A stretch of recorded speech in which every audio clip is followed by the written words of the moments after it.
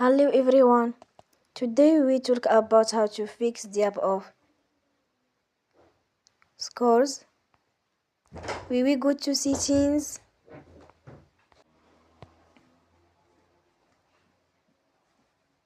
Then we click on apps. After that we search the app scores. And we click. Then we will on for stop. After that we go to storage. Then we click on clear cache. In the end, turn off your phone and you will recharge your phone again. Don't forget to support us by like and subscribe. See you next time and thank you for watching.